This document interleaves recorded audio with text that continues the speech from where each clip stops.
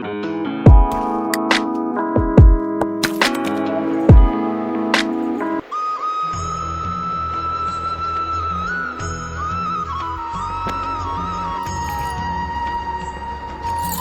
श्री कृष्णा। मेरे चैनल में आपका बहुत बहुत स्वागत है। आई होप आप सब अच्छे होंगे। आप जानते हैं कि आज निर्जला एकादशी है, तो मैं उसी के बारे में आज कुछ बात करने के लिए आप लोगों से यहाँ आई हूँ। अगर आपको मेरा ये वीडियो अच्छा लगे तो प्लीज़ इसे एक लाइक करें, मेरे चैनल को सब्सक्राइब करें और हाँ, शेयर करना बिल्कुल ना भूलें। अगर आप अपने कोई भी सजेशन मुझे देना चाहते हैं तो प्लीज़ कमेंट कर ज़रूर बताएं। शुरू करते हैं निर्जला एकादशी का महत्व। निर्जला एकादशी का बहुत ज़्यादा महत्व है। कहा जाता है कि निर्जला एकादशी का व्रत करने से पापों से मुक्ति मिल जाती है और जब हमारी मृत्यु होती है तो हमें मोक्ष की प्राप्ति भी होती है। एक बार भीमसेन पितामह से कहने लगे, हे पितामह, मेरे भ्राता युधिष्ठिर, माता कुंती, द्रौपदी, नकुल, सहदेव सब 24 एकादशियों का व्रत करते हैं, पर मेरे लिए यह व्रत करना बहुत ही मुश्किल है क्योंकि मुझसे भूखा नहीं रह जाता। कृपा कर मुझे कुछ ऐसा उपाय बताएं जिससे मैं भी व्रत कर सकूं।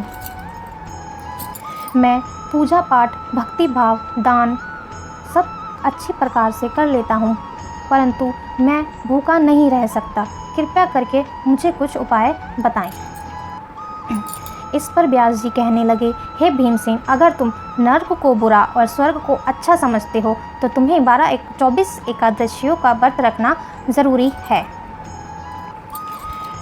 इस पर भीमसेन कहने लगे, हे पितामह, मैं आपको पहले ही बता चुका हूँ कि मैं भूखा नहीं रह सकता। मेरे लिए तो एक पहर का भोजन ना करना भी बहुत कठिन है।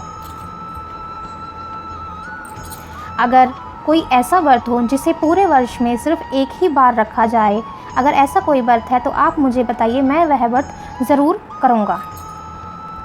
क्योंकि मेरे पेट में एक विक्र नाम की अग्नि है जिसको शांत करने के लिए मुझे बार बार भोजन करना ही पड़ता है। भोजन करने से ही वह शांत होती है, पूरा उपवास ही क्या, इसलिए मैं एक समय भी बिना भोजन किए नहीं रह सकता हूँ। अतः कृपया कर आप मुझे कोई ऐसा व्रत बताइए जो वर्ष भर में सिर्फ एक बार ही किया जाए और उसके करने से मुझे स्वर्ग की प्राप्ति भी। उस पर श्री व्यास जी कहने लगे कि हे पुत्र, बड़े बड़े ऋषि मुनियों ने बहुत शास्त्र आदि बनाए हैं जिनमें बिना धन खर्च किए ही थोड़ा सा प्रयत्न करने से ही स्वर्ग की प्राप्ति हो जाती है। इसी प्रकार शास्त्रों में दोनों पक्षों की एकादशियों का व्रत करना ज़रूरी बताया गया है। ऐसा सुनकर भीमसेन घबराकर कांपने लगे और व्यास जी से कोई दूसरा उपाय बताने की विनती करने लगे।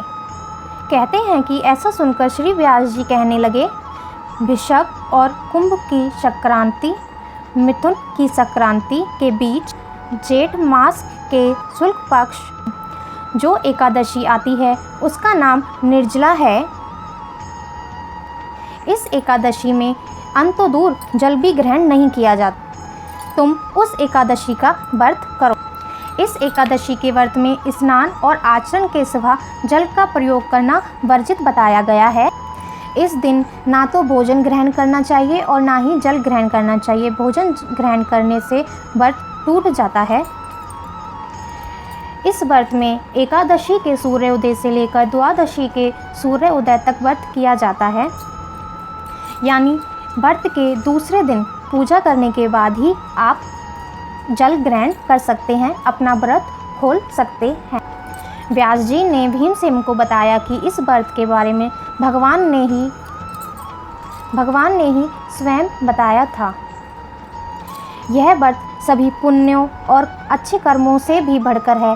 इस व्रत को करने से मनुष्य की पापों से मुक्ति होती है और उसे स्वर्ग की प्राप्ति होती है।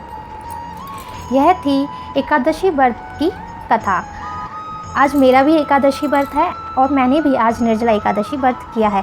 अगर हो सके तो आप भी कीजिए। ज़रूरी नहीं कि सभी एकादशी व्रत निर्जला करें, यह आप अपने अनुसार कर सकते हैं। अगर आपको मेरी ये वीडियो अच्छी लगी तो प्लीज़ एक लाइक कीजिए, वीडियो को सब्सक्राइब कीजिए और हाँ, शेयर ज़रूर कीजिए। जय श्री कृष्ण।